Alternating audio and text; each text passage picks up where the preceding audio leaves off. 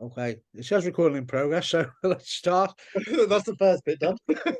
Philly here from Testicular Cancer UK. We'll do an interview, and this is the This Is Me series where we get a survivor to talk about his experience, not so much to tell the world, but to tell his people close to him what he went through. Because sometimes, as you know, we can pretend we're all right when really deep inside we're a bit upset and a bit wound up. So it's far. I asked him, I say, it's far off from Luton. Right? I'll be honest. I had to ask her to say his name because it's a bit actually it's a very beautiful name, by the way, Farwaj. But yeah, so far from Luton. Tell us where you're from, where you grew up, what school you went to, what job you do, and all that sort of stuff before we start. Right. Okay. So, from Luton. That's the first and easiest bit there. I've just turned 46 last month. So I've lived in Luton all my life. Went to all the local schools here. So Leland's High School, Right. Luton Sixth Form, and then went to university in Leicester. Did a degree in pharmacy. Uh, did pharmacy, left pharmacy.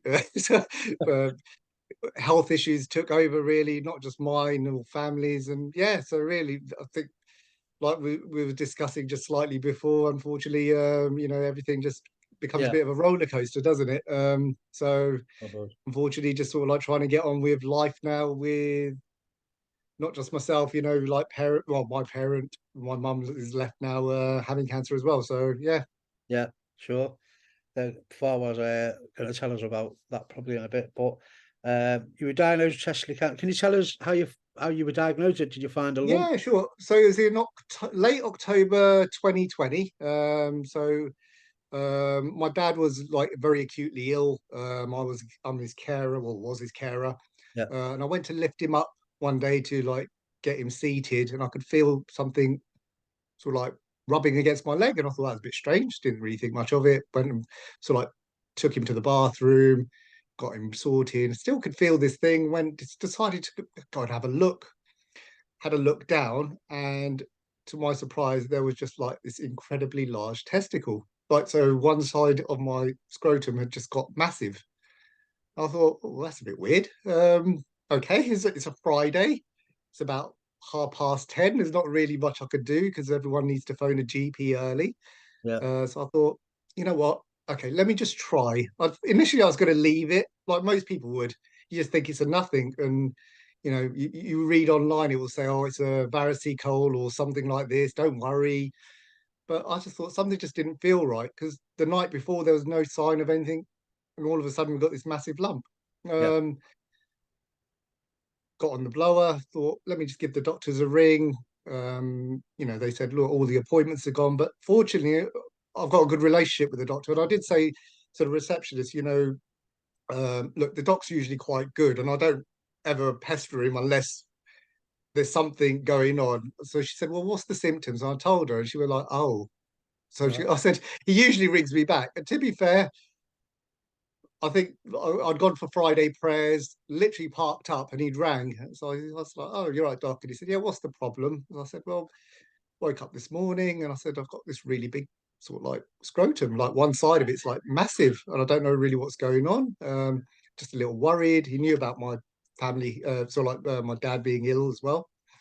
So he said, look, don't worry about it. But what I'll do is I'll do you a 2-week urgent referral. So I Right. said, yeah, not a problem. So unfortunately, my father passed away sort of like I think it was 2 weeks later, actually. So the day of his funeral was the day I was meant to go for my scan. Right. Okay. So obviously I had to like postpone that for another week. Fortunately, they managed to sort out an appointment. Got there, the radiographer was like, yeah, that's fine. And like, when something's wrong, usually they're just like quite generalistic. Are you okay? Yeah. He was like asking, well, are you married? Do you have kids? And I was like, these are all weird questions for someone you don't really know, right? It's like, it's not a normal thing. Got off knowing that usually it's like, yeah, you'll get your results in 2 weeks. His thing was, yeah, you need to call your doctor tomorrow for the results. And I was like, oh, okay, that's a bit weird, isn't it? So that was a Sunday. Walked off, called the doctors. doc was like, yeah, what can I do for you? I was like, well, doc, I said, I went for that scan and they said to call you for the results. And my doc being really nice guy, but like some people are just a bit sort of just straightforward. He starts reading the report, but out loud. So the report Yeah. read, yes, we found something sinister, and nothing ever start. It's going to be good with the word sinister in it. And then he was just like, oh, I'm so sorry. And I was like, it's all right, doc. I said, I had a feeling something wasn't right. Let's just sort of like see what's what. Yeah. So he's referred me then to the urologist. Um, so I managed to get in there. They've obviously got the scans, and I don't know what an enlarged testicle was meant to be like, but they were quite amazed at 60 millimeters. They Right. said that was big, and I was like, oh, okay. So and I was like, well, they asked, is this something that's? Did you notice it? I said absolutely nothing. Yeah. No, there was no on the Thursday, no sign of it. On the Friday, whack, there it was. And I'm sure, but he said it'd been growing for years, Yeah. Yeah. without you knowing. So it just sort of made me think a little bit, like what have I going back a little bit? Is there any signs, symptoms? Nothing. And the only thing I could Did really you check? Did you check regularly, or was it no, just time and really paid attention to it? interestingly enough, never ever was told to check your testicles. So, which Right. is why, when I see you sort of going around different places and sort of like, explaining it, I just think, well, this is really what you need in schools, isn't it? You need school Yeah. kids to be fully aware because obviously it starts affecting you from about 14 onwards. Yeah. You need school kids to know, like, this is what you need to do. Didn't have a clue. I was, what, 42? So, well, It's a life, Farah. It's a life skill, isn't it? yeah, absolutely. We teach them about to ride a bike. We teach them how to eat. We Exactly. teach them how to say I please mean, and thank you. you But can ask any woman and they'll all know how to check their breast. yeah, yeah, All of them. But you ask any man and he'll be like, oh, right, what? They just think it's sort of like, it's a prank, isn't it? What's that all about? You've been a bit weird. No, it's deadly serious. And so, yeah, I mean, like I said, coming also when you start reading about it and you realize it is a predominantly a white European problem. It yeah, yeah, doesn't happen at all in really Asian men. When you start looking at the statistics, less than 5%, well, probably less than 3%, I think it is. So I was thinking, okay, I don't know, what have I done to deserve this? But I've got it. it's a good point, Farah, because to be honest, I mean, I've been doing this for years. I've spoken to hundreds of men, and I think you're the first person, British Bangladeshi, I've ever known to have Yeah. testicular cancer. Trying to think, yeah, I think you probably are. And the weird thing is after I had, well, I'll go back to the treatment and stuff, but after I had my treatment, and I think it was it last year? Yeah. A friend of mine, he stopped me on the street to say, I need you, could you do me a favor? And I said, yeah, what's that? And he said, there's a friend of mine who thinks he's got testicular cancer. And I was like, oh, okay. Thinking my friend's Bangladeshi. And I thought, oh, his friend might be, because of the statistics, white, Pakistani guy. I thought, Right. well, there you go. So I said, from knowing absolutely no one to, there being two Asians, went to our mechanic. He's a white guy. He was like, oh, yeah, Brian. Brian's like, yeah, I've had that. I was like, oh, okay. Met, Yeah. met a guy from Bosnia, is a good friend of mine. And he stopped me in town. He's like, you okay? I said, oh, yeah, this is what happened. Took me to one side. He said, oh, don't really mention it. But he goes, I've had it as well. I was like, oh, okay. So a lot more common than what I thought. That's what happens. I mean, it's a strange one. I mean, it's a double-edged sword, I think, because people now, wherever I go, who know me associate me with testicles, right? Yes. Another thing, I don't know if you noticed this, uh, when people used to walk up to me and go, "Well, I Phil, have you seen any bands recently?" Everybody will come up and say, "Hey, Phil, my auntie died of cancer last week." They don't talk about Yeah. normal stuff anymore. But yeah, that's fine, because they think I'm going to know what to say. But yeah, but it's Bangladeshi English background. I mean, have you seen awareness of any sort of awareness? No. Absolutely nothing. No. Absolutely nothing. And like I said again, I don't know, it's not a taboo. It's just that it doesn't really seem to be addressed that much. Now, I don't know if it's a generational thing or what have you. I mean, definitely when you look at the kids nowadays, they're much more in tune with healthy eating, Yeah, exercise, yeah, and all this, yeah. much more than what we were. So that Yes, side they've got. But from the health aspects of it, no, still like when it comes to symptoms of cancer, and I'm not just talking about testicular cancer, any cancers, yeah, it just seems quite vague. No one seems to really sort of think. So I suppose there is a big piece of work around Asians. Well, and I only say that because I have one, but and that's the group I can refer to, yeah. and sort of like trying to work and educate them more. I mean, and the weird thing is, we've got so many doctors. You look at a lot of doctors, they are Asian, right? So Sure, isn't it? you would have thought they would have been the ones to go out there and promote, all this stuff, but doesn't seem to happen. Yeah, And so odd. you come from a medical background yourself as well, so you know. Yeah, yeah. Again, like I said, because ours was all like medicines, it's not diagnostic. So again, the whole checking of your testicles never Right. comes about, does it? Even checking breasts or anything like this, none of it is ever really discussed. And I know, like the way the medical world is going, they're looking more to diagnostics and things along this Yeah. sort of line. But like you said, there is that degree of. I mean, we all have a shower, right? So it's not a hard thing to go and check when you're in the shower. You're not doing anything We do extra. it. We do it subconsciously when we wake up. Anyway, we have a quick crackdown, make sure everything's. Yeah, yeah. And like I said, it's just a very, very odd sort of thing that, even now, I'm sure you see it when you go around and talk to people, how little people are aware of how to check. It's Do you know what, Farge? Do you know what I'm more stunned about? Because I think everybody knows they can get testicular cancer if they've got testicles. What when I do a talk, especially I say, what else do testicles do? And if I've got a room of say 300 men, I say, what else do testicles do? Put your hand up. No one will put their hand up, and I go, they also make male hormones, and everybody yeah, goes, do they? And these are grown men, so yeah, like you say, the awareness and education of what actually, never mind checking them, but what do they actually do for us? yeah, Is yeah. everybody, no, they make babies. Yeah, sure they do, No, but it's other job. Their other when job. they tell you they're going to remove it, you find out then, don't you? Go to the sperm bank, all this sort of stuff. Then it's sort of like, all right, okay. Yeah. So you obviously you had like you said, you had the ultrasound scan, and your doctor Yeah. you sounded pretty blunt. Personally, I like a blunt doctor, to be honest. But your Yeah, well, doctor, I mean, the doctor, he was good. I mean, the only thing I found a bit sort of, and I think this is a bit weird. They were like quite happy to do, and I was like, look, I've read the options, I know what's what. Yes, I'm happy to have the orchidectomy done, but I actually wanted a replacement testicle put in, and then right? they went out of their way, I felt, to actually not want to put one in, which actually not was upsetting. It was just sort of like, I think obviously you've always got a pair, right? So you're sitting there thinking, well, I know I haven't got one, and that doesn't feel right. But Yeah, in the end, I went with his sort of judgment, and we had the op, which was successful.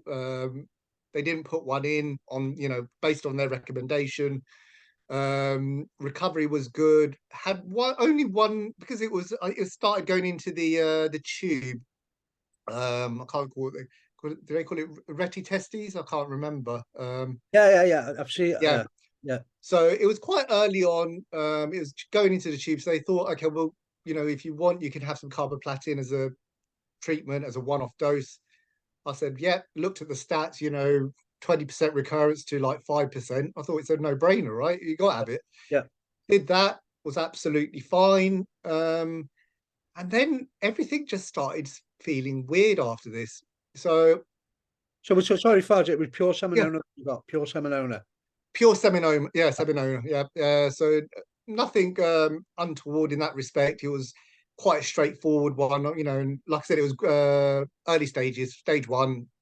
Yeah, Great. Even though it was huge, fortunately, it just stayed in that area. yeah.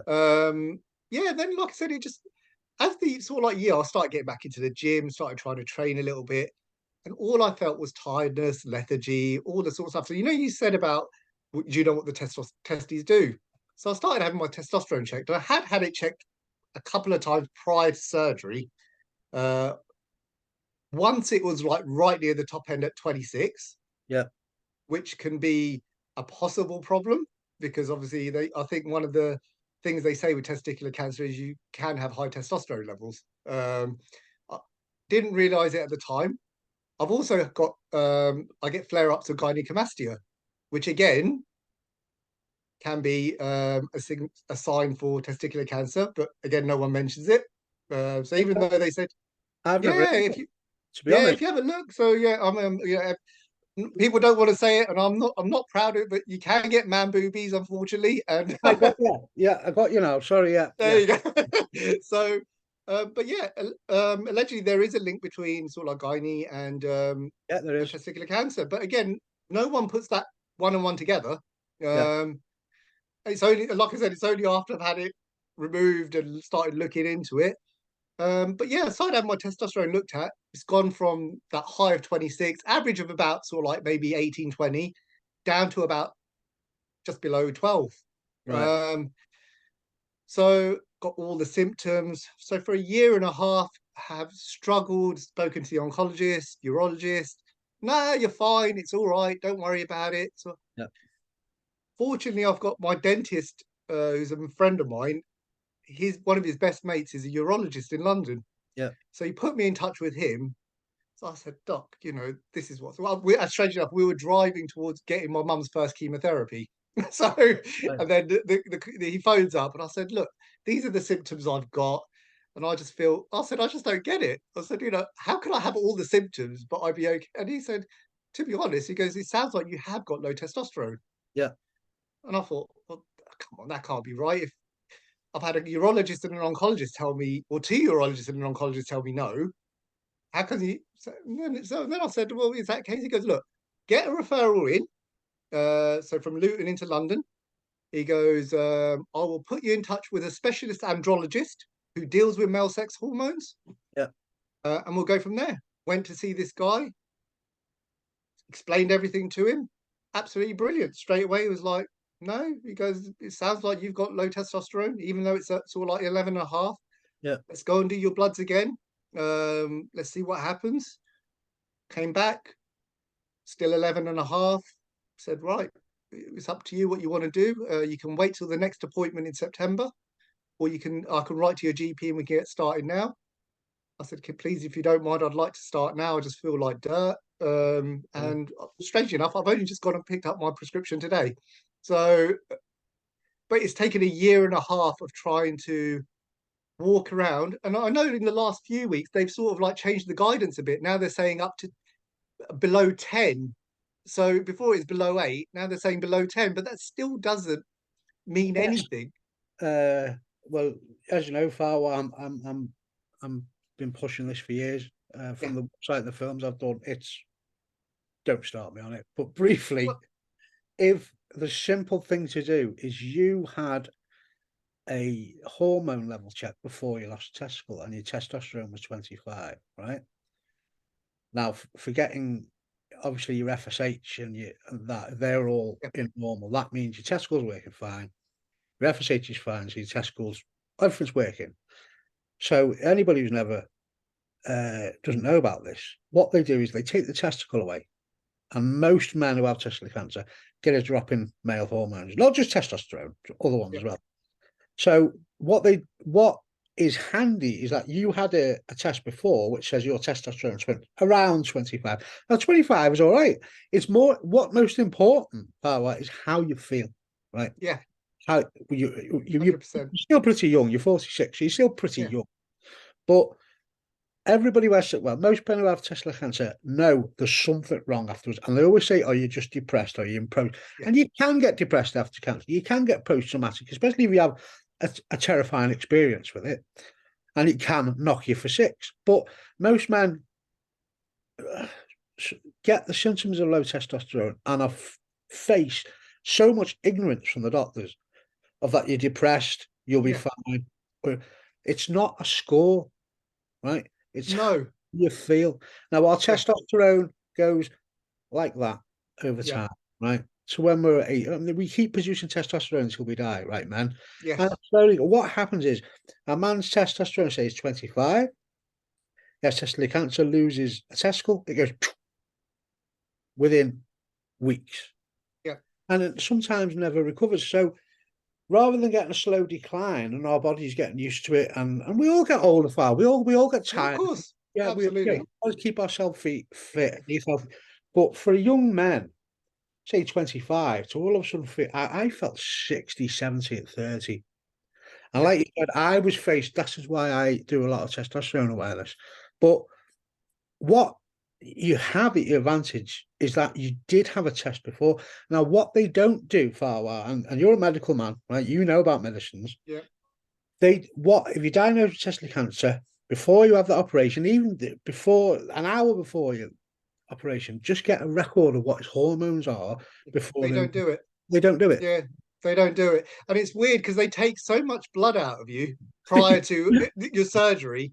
You would think it's not the most difficult thing in the world to do. And interestingly, after you've had it removed, I don't know if it varies across the country, they don't do it then either. No. So like you said, you feel like crap and you're like, well, what is it? Am I just depressed because of, and like I said, I was going through a lot, obviously my dad's death.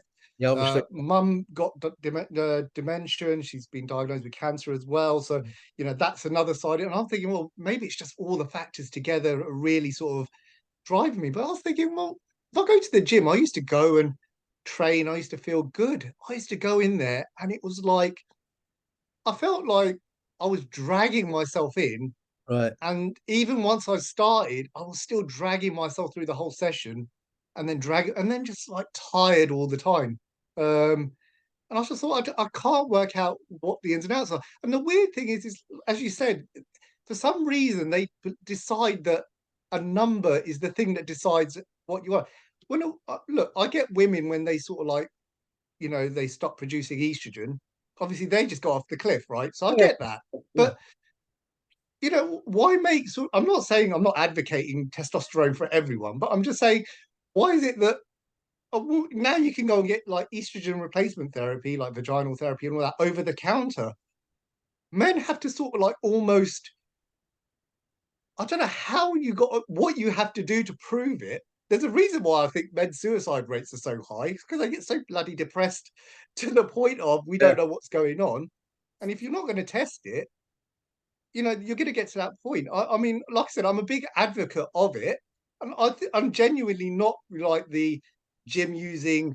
Let me just have a big cycle. I'm genuinely think that look, most people would benefit from, or most men, sorry, would benefit from, even if it was like I don't know, a shot every 3 months, a bit like blooming like a vitamin B shot, Yeah. Yeah. because like you said, as it gets lower and lower, you don't realize that gradual decline that you're getting.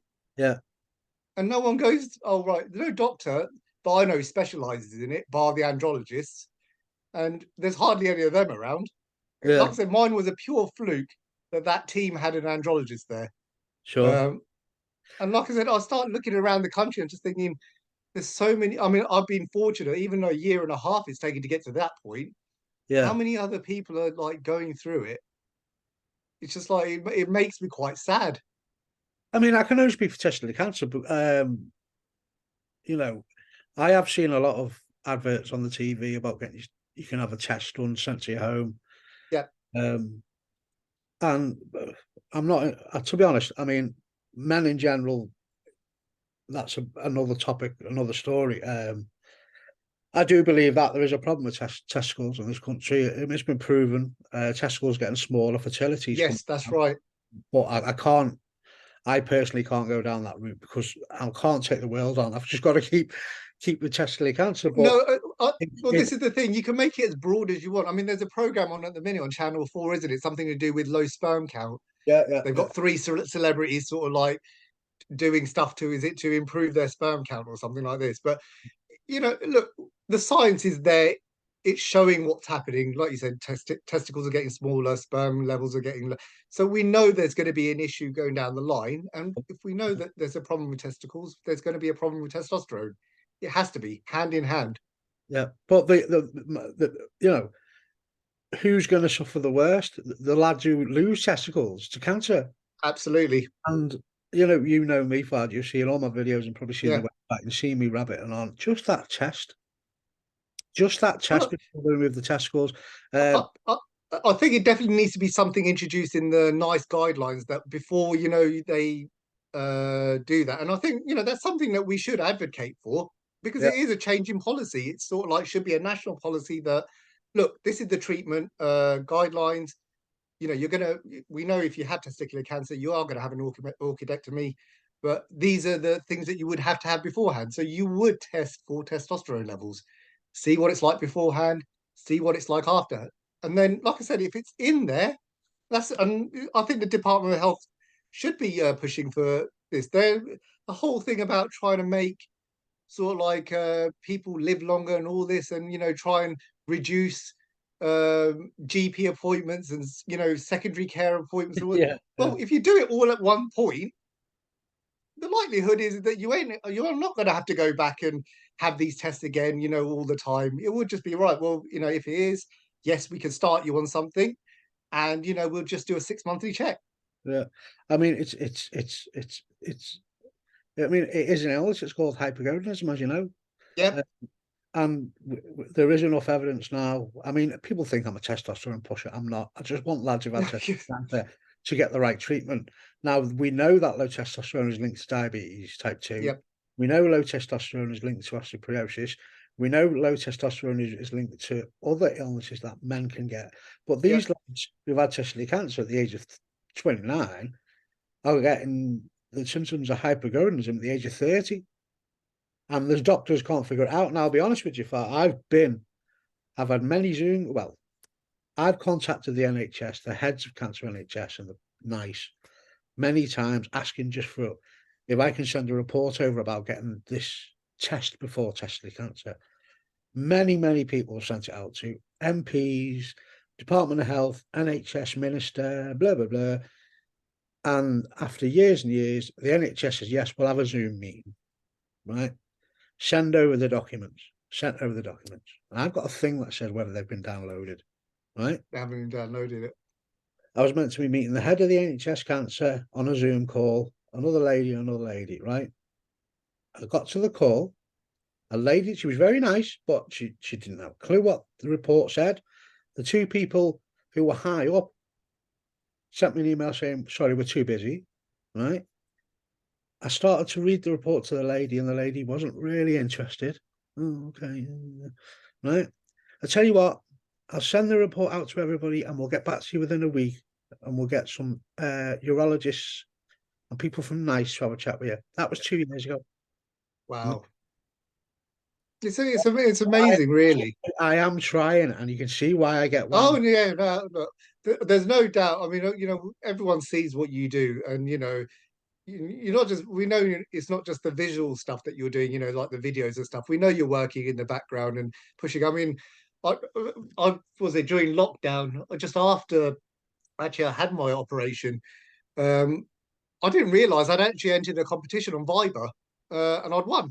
And it was a shirt from it was a Barcelona shirt, part signed. And I thought, oh great. So I thought, So then I got it and everything. I thought, I wonder, Viber's like a big company, and obviously uh, Barcelona's a massive football club. So I did ask them, look, if I wrote something, could you just stick it out there? And they did, but it wasn't really to the extent of what they could have done. They never, Um, they never do. yeah, so it was a bit disappointing because I was thinking, you have visions of grandeur, don't you? I was thinking, whoa, it's going to be seen by all these umpteen people, and people are going to start reading and trying to check. And Yeah, like then I sort of like got where you were coming from, like it's a bit of an uphill battle. And then like you had, I'm a big footy fan, so Sebastian Haller at Borussia Dortmund, right. so it was, but it wasn't really that well reported. It was like, yeah, he's had it, and yeah, he's back playing. But now no one even mentions. I suppose he doesn't want it, I mean, like, oh, that's the player that's got cancer, had cancer. But it'd be nice to like refer to it as, that's what's happened. this is going to sound awful. It's because they live. Yeah. They Well, live. see, For example, if don't, I'll just throw a name there, right? yeah, And no disrespect to it, but if David Beckham had testicular cancer at the height of his career, the most famous footballer in the world, yeah, probably near enough still is, even though he doesn't play. yeah, He got testicular cancer and died. it was all over the newspapers, and Ugh. I wouldn't wish it on David Beckham's eye, obviously, but uh, if he'd have got it and lived, it would have been, oh, he's fine, he's back, and all that, and then that's it. Well, I think you've John knocked the Hart, nail on the head. it's One thing I've noticed is the number of people I speak to, because you look well, and yeah, like, we know the cure rate is like 95% or whatever. People forget, so they're just like, "Oh yeah, I forgot you had that," and you're like, "Okay, but I didn't." That's the whole point, isn't it? So you just sort of like babbling on about it's all like this, that, and the other. They're. I'm thinking it's all like it's almost like the way it's portrayed is it's the most curable cancer. Don't worry about it. But yeah. they forget that the people that actually suffer with it are left to suffer with it. There's no, like all the other things is like, and plus it's the one that can come back within 10 years. Most of them say, oh, 5 years and, you're free and that's it. This one, 10 years. But again, no one really No, well, highlights any of this. people don't. I mean, that's why we do a lot of support. People don't see the psychological effects. I mean, if you Yeah, think about, I mean, if we think about younger lads than us, Far, I mean, I'm 51, you're 45. I mean, if you think about a lad who's 19 who has it, yeah, I get lads have tested cancer at 19, then they have hormone problems afterwards. Then they're a bit shy to go out on a date.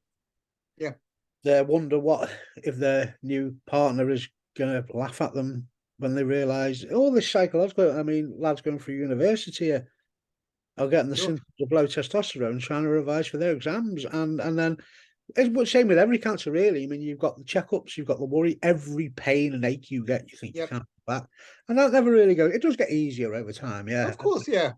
I mean, I'm a prime example myself. Like, I had it in 2004. I had Yeah. non-seminoma, I had BEP chemo, and 15 years later, it come back. So it's not just a 3, 4 year. It's before it might, No. and they found mine by accident. I had 6 golf ball tumors again behind my stomach, and Oh I had wow, to yeah. have chemo. So I mean, don't get frightened by that. It's very rare for that to happen, but it is strange. I mean, I'm glad that you say you've only just started the testo treatment. I literally picked it up. No word of a lie. I've gone and picked up the prescription today. So I've gone and put it Okay. into. So the idea was that I was meant to have a gel, um, but then because Mum's going to probably start treatment, and Yeah, she's quite old, so I have to pick her up and stuff. I was really worried about transferring it over. yeah, So said to the doc, look, can we, rather than go for the gel, can we actually just try injections for a little while? And then I said, I'm quite happy to go on the gel afterwards. I said, yeah, but just for this period of time, it's something that will be sitting in the back of my mind, and I want to make sure that I'm actually using it as well. But yeah, I've got that, and I've just, like I said, I put it in. I'll go and collect it tomorrow, and yeah. go from there. So I'm hoping come sort of like a month's time, 2 months time, I'll be feeling not like He-Man or anything, but I just want to feel normal. Just ready to That's face really the it. day. Ready to face the day. I mean, I've never had injections. I've always had gel because I don't know why. It's not. I'm not afraid of needles. I started on Testogel after a long battle to get on it, Yep. and I honestly, I mean, maybe we could talk again in 6 months' time on this, but I've never had the injection. I know people are on it who are fine with it. I know people who didn't like it and went on gels. I know Yeah. people who over, but within within a week on Testogel, I'm not advocating Testogel, but there are many No, different. no, no. But I just start to feel like me again at the age of 32. I mean, Yeah. before, I've never been the fittest person around, but I was an army boxer, and I felt like a slob. And it was, oh, you've had loads of chemo, you'll just be that. But within 2 years, I went, no, something's not right. Yeah. And I'd say within maybe a week, 2 weeks, I started to put it on in the morning, and within half an hour, I'm now we're not having what. Yeah. Strange you should say that. My friend, he's also called Phil, strangely enough. um, Good so looking. he has got. Yeah, it seems to be, must be something to do with the name. I'm not sure, but he has got hypergonadism, and he had been on injections, and it was sort of like waving around and all this.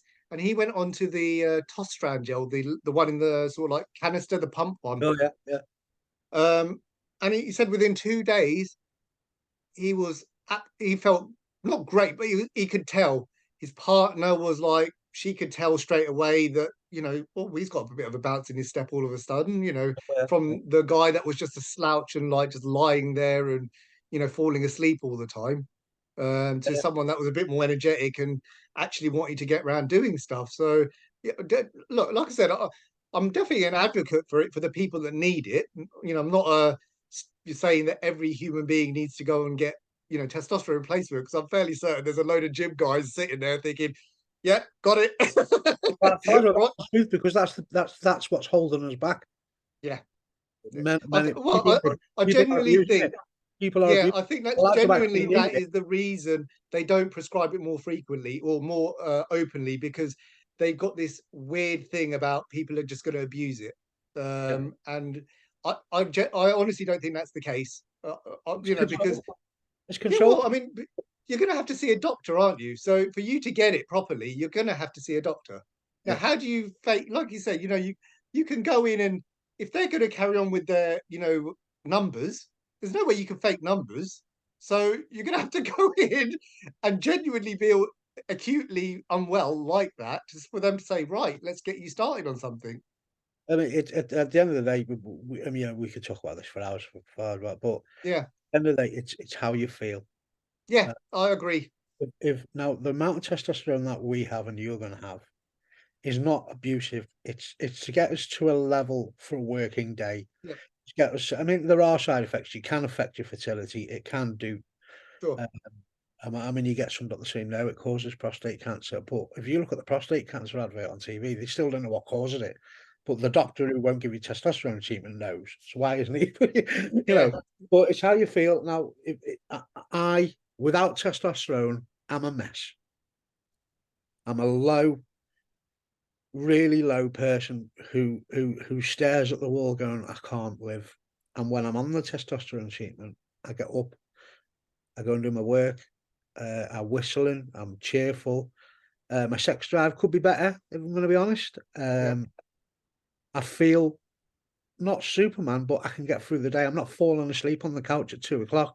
yeah, That's all I want for men who've had testicular cancer. yeah. Don't want to be abused testosterone. But if a man phones me and says, I feel really low, Phil, can't get an erection, I'm not shaving, I'm putting weight on, I feel really depressed and low, and I only had testicular cancer a year ago, and I'm 28. It's not always depression. No. We lose. I mean, I'm glad we've had this call actually, because um, you're obviously a medical professional, and Well, it was. well, all right, all right, you're clever enough to understand things more than me probably, but anyway, so you had stage one. You Yep. had the carboplatin. How was the carboplatin? Carboplatin was actually okay. I mean, didn't really, because it was a single dose. It was like I didn't find anything wrong. You do feel a little bit sort of slightly off for a couple of days afterwards, but nothing like untoward. And that just sort of like I said, they give you the medication for sickness, domperidone and things like that, but didn't really Yeah, need to take anything. Just rode it out, absolutely fine. Like I said, it was just the feeling a bit crappy afterwards. The actual recovery from the test, from the operation, and all that side of it has been fine. So that was December 2020, and we're now what, July 2023. So coming up to like 2.5 years, just over that. I've just had my what do I have? So I've just had my scan done last 2 weeks ago. So if that comes back good, yeah, the blood results, then we'll go to yearly appointments, which is great because obviously that's realistically what I want to do. And it was interesting the conversation I had with the oncologist, who I think was the registrar, and he said, "Oh, that's what we're going to do. Everything looks okay. We'll look, if it looks okay, we'll do that. Because is there anything you want to add?" And I did mention about the testosterone, and he just went, "Oh," and I was like, "Yeah," because I said, you guys have sort of like just said no, but I said I've actually gone to an andrologist, and he said yes. So the last letter he wrote, he actually put it all in there that he's gone to an andrologist. He's waiting for this testosterone gel yeah. replacement. And I think, I would like to think that, maybe they would hopefully learn from that and just sort of like go home and think Well, yeah, I there mean, was a problem. it's a hard, like I've said a million times to people, that oncologists don't want to get involved, and it's not that I'm not having a go. They're there to get rid of cancer, right? Everyone does their own What special should be bit. happening is the oncologist should be saying, right, I'm going to write to your GP, right, to test your hormones every 6 months. And maybe if there's something you're not feeling too well outside these checkups, and these are the symptoms, your Yeah, GP is going to have a note on the computer. And if they think that there's something wrong, they can refer you to endocrinology. absolutely. That could at least happen. But Yeah, and like I said, it's a some are, to simple be honest, thing. I speak to a lot of people, some oncologists and some you don't see them very much anymore, but the specialist nurses, Yeah. Paul Hutton in Birmingham was brilliant, but he's retired unfortunately. But a lot of I don't know if there aren't that many anymore specialist nurses, but they're Um, coming. they, they seem to be well. Where I went, there's always one around, but getting hold of them is one thing. Yeah, Then yeah, they're a bit sort of they're quite vague with their answers. It's quite generalistic sort of stuff. Oh, wait for your appointment. Don't yeah, worry too much. There's not really much. To me, it didn't feel like there was much specialism there. It was just sort of a more reassure you, wait for your bloods, wait for your appointment, and it's okay. yeah. Rather than, oh right, well actually, look, I'll pass it on to the oncologist, and let's see what he says, and we'll come back to you. But yeah, like I said, generally feeling well ish. Like I said, and things are going great. And like I said, it was just interesting when I met that other guy. I gave him a lot of advice coming from, like I said, a Asian background, and that's obviously where his as well. And he hadn't met anyone with it. So, it was quite nice to have that conversation and have that sort of like link.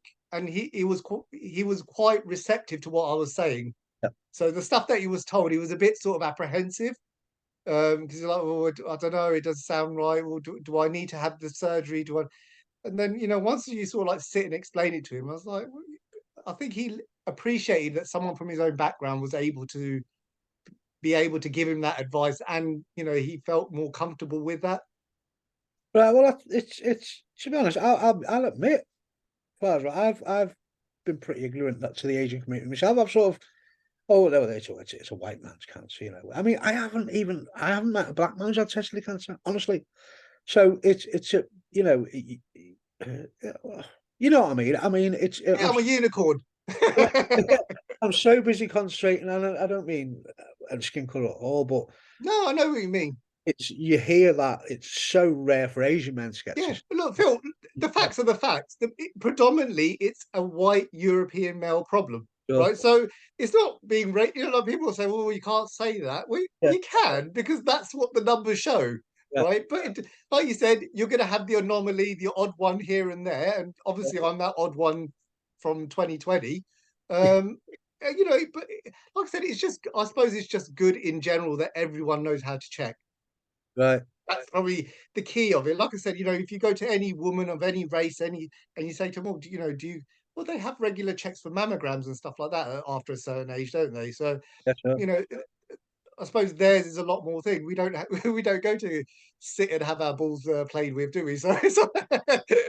No, yeah. I don't know. Maybe some do. I'm not casting any aspersions or anything. But yeah, I mean, I still have my other testicle scanned once a year because I've got calcification in the other one, Oh, because so have I. so that should be scanned once a year. To be honest, that's Oh, look, was never told that. should So be. I've got pain in it. Only went there, and I can't. What do they call it? Is mitochondriosis or something, isn't it?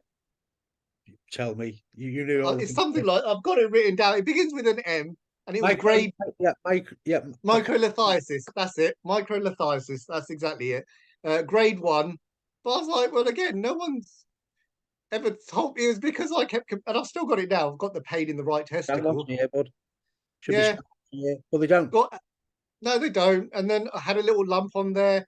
I had to push for that to get checked, and that turned out to be they're saying varicose. So they're Yeah. like, yeah, don't worry, that will just sort itself out. But like you said, when you've had one removed and you've got daily pain in the other one with a little lump, you, I think you're justified enough to constantly worry about it. Yeah, of course. So, I mean, you know, you'd be inhumane if you didn't.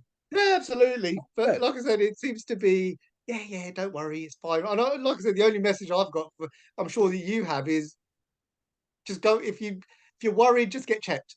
That's it. Don't yeah. ignore what anyone else says. Push for the check. That's all I say. I mean, it's. I mean, we could go on all day, couldn't we? But it's written down somewhere. I think it might even be nice, to be honest, or that men who've had pure seminoma for the first time, who have calcification in the other testicles, should be scanned once a year ultrasound. So it's And in there. I'll probably find. I don't know. yeah, well, and the information I read about it was the likelihood of you getting it again was not going to be that well through myelolithiasis, the calcification part. It didn't. It increased it a little bit, but there's not enough information to give you actual numbers because they've never recorded it. So Truth. I mean, some doctors will say it's linked, and some say it isn't. So absolutely, I'd rather go on the side of it. Maybe it is to keep myself alive. yeah, yeah, Uh, absolutely. I mean, Give yourself the best possible chance.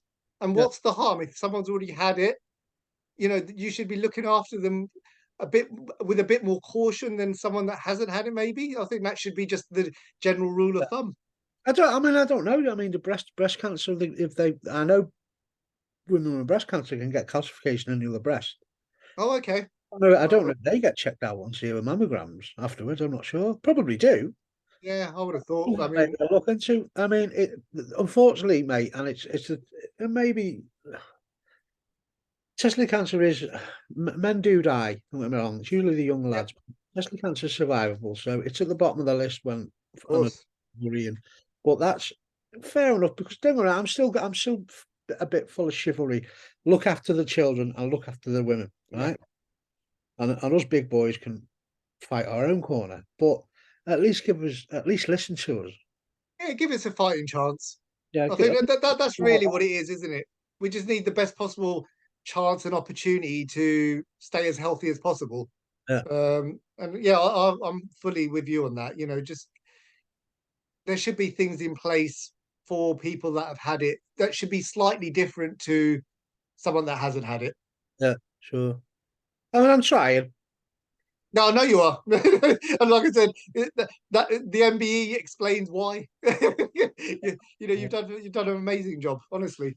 That was that. Yeah, we went. I went to get that in February at Windsor Castle. It was a bizarre experience. I mean, um, don't want to go on about it, obviously, but I took my daughter, I took my missus, and took my mum. And my mum looked like the Dowager from Downton Abbey walking up, but Lovely. just standing in front of the king. I mean, I'm ex-military. I'm not a massive royalist, don't get me wrong, but I've always liked Prince Charles for his attitude towards organic and China. Yes. Yeah. Everyone called him a lunatic for it, weren't they? But he turned out to be completely right. Yeah, So absolutely. just to meet him and then quickly say what we do, and that was great, you know. And then if you ever get a chance to go to Windsor Castle and have a look around, it's unbelievable some of the stuff. But anyway, the future for you, as well. What's happening?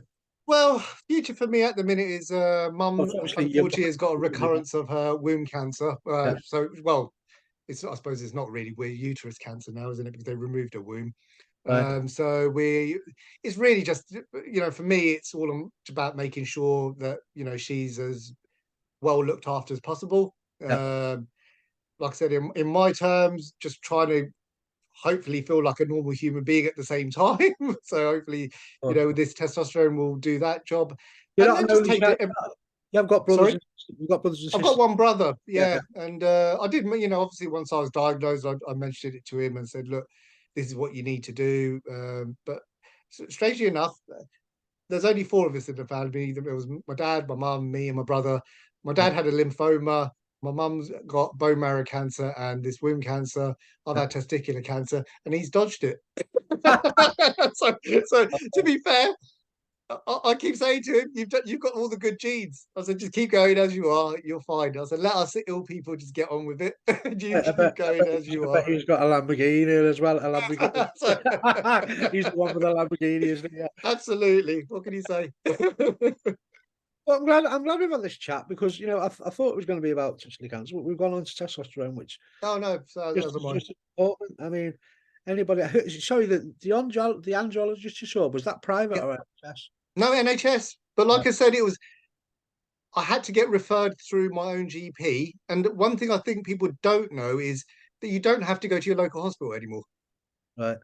So they do have a list of when you do a referral, it brings up a list and you can ask to be referred. No, you don't get me wrong, you can be rejected, but Yeah, you yeah, can be asked to be referred to somewhere else. And I don't know what other hospitals have andrologists, but like I said, it was just pure chance that they did. And this was Guy's in London. yeah, guys. Guy's? Yes, Guy's and St Thomas's, yes. Um, and like I said, sometimes it sounds like I bypassed the system, and I haven't. I did still have to go through a referral, but Oh, it that's is. fine.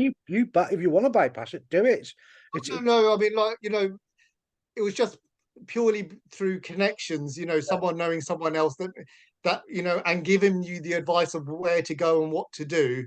That I managed to get it, and like I said, if I think if people have really sort of struggled with, you know, getting a referral or getting not I don't mean go through like 20 different doctors and they're all telling you no to find one that says yes. That's not what I'm saying.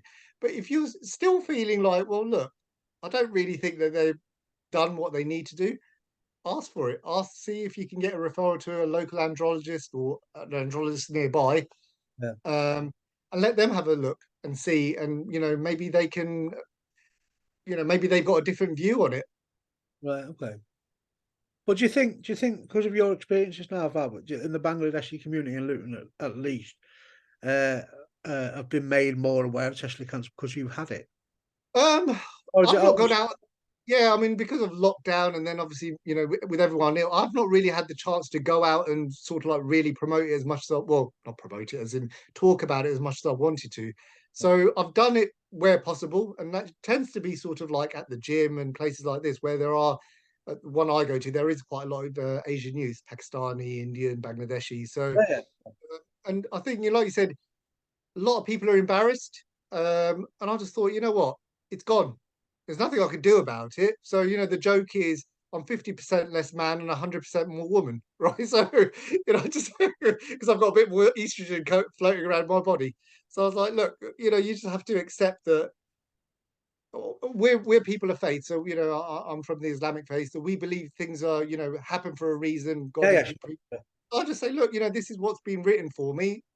What do I do with it? There's a reason it's happened to me, and maybe it is to go and tell other people about it and inform people. So I just look at it from a more positive sort of light rather than sit on the negatives. Well, that's my attitude now, and it has been for a while. Is what will be will be. Yeah, I'm not worried about dying from cancer anymore. I've seen men die from it. I've seen my partner have it. Obviously, you've seen your family. I don't know if that's the same as the Islamic faith is written, but what will be. And absolutely, I'm yeah, certainly not afraid of cancer anymore. I mean, it'll get me one day, whether it be yeah. cancer or whatever. So what will be is my mentality. Well, like you make the best of every single day. Like you said, we all want the same thing. We want to be healthy, or we want to feel as healthy as possible, and just be productive. So, realistically, that's the aim, isn't it? Of whatever illness you have, whatever it is, you just want to feel being back to relative normality and just getting on with life. Uh, but with like you said you said you're a 50% man, 50% woman. Yeah, 50% Actually, less mad. you actually turn that round far around. So you're 50% man and 50% wiser. Oh yeah, very true. Uh, Very true. People are saying that, isn't it? Maybe we Yeah, should there you go. You've got put your that on new the website. strap line, haven't you? But that's brilliant. I mean, maybe we could talk again in 6 months to see how you're getting I'd on. love to. Yeah, I'd It's love been to. great talking to you. I mean, honestly, you're the first Asian man I've known. I know there are probably more. Yeah. I've actually spoke to. So that's great. I mean, I'm glad you're doing well. I'm sorry to hear about you. Uh, No, like well, as we said, yeah, it's the hand you dealt, isn't it? and I hope things turn out better for her. Thank you very much. I'm going to stop recording, but don't go away. All right. But yeah, how can anybody? Are you on Twitter or anything? Can anybody reach you on Twitter or? Probably, as we discussed earlier, technology isn't my friend. Probably Instagram would be probably the best place. Yeah. I think it's under like at Farwaj C or something. Well, I'll tell you what. You email it over, and I'll put it underneath the Yeah, video. no worries. It's great to talk to you. I'm actually because we've been trying to get in touch with you for a while, but Yeah, absolutely. It's just been things getting in the way, haven't there? So people think I'm a sit doing a charity all day. I don't. I've got normal things to do. This is my passion, but I've got work to do. But yeah, I actually work in boxing, so yeah. But anyway, lovely to speak to you, Farwaj. I mean, don't go away after I've pressed stop. no Uh, worries. and we'll stop recording. Thanks for that. Cheers, bud.